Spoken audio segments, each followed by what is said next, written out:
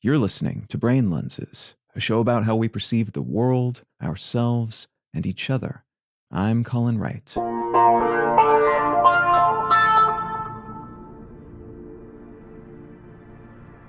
Psychopathy, despite its colloquial use to describe someone who is broadly antisocial, selfish, remorseless, and/or unemotional, is not a diagnosable condition. The same is true of Machiavellianism and subclinical narcissism, the former being a tendency to manipulate and exploit others for personal gain, and the latter being a lack of empathy paired with overwhelming ego, pride, and a sense of self-grandiosity that's far out of proportion with reality. These three traits are just traits. They're not something a psychologist would diagnose you with, despite being at times useful categorizations to label how someone behaves, or to remind ourselves of someone's tendencies so we might understand why they do what they do and how to avoid being victimized by them.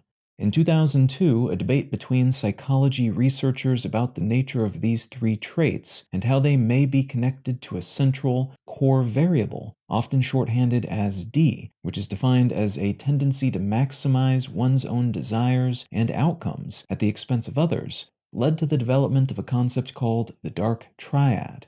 The rationale for developing this concept was that there seemed to be so much overlap between these and several other generally considered to be negative and antisocial character traits that it seemed possible these traits might be different facets of the same megatrait. So instead of there being distinct narcissistic, Machiavellian, and psychopathic traits, maybe these are all just different permutations or interpretations of the same general propensity to look out for number one and elbow everyone else aside in order to get what one wants, even to the point of causing harm to other people because one enjoys doing so, or because that harm will result in some minor gain for oneself. Like many psychological frameworks that aim to organize and categorize all of humanity, this one has been widely debated, questioned, shown to be incomplete or outright lacking. How do we account for variability in cultural norms, for instance? While also enjoying support and reinforcement from quite a few researchers, practicing psychologists, and experimental data.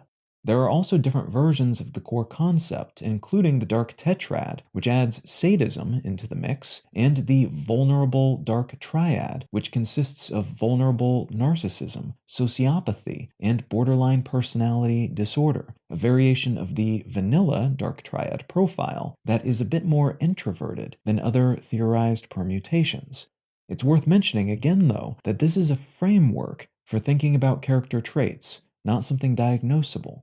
So while we might look at a manipulative politician or that person who bullied us in school and think, wow, definitely a dark triad person, that is a loose label and not true in the sense that someone might be diagnosed with depression or schizophrenia or an eating disorder, and thus issued meds, treatments, or in extreme cases, a differing legal situation from those without such a diagnosis.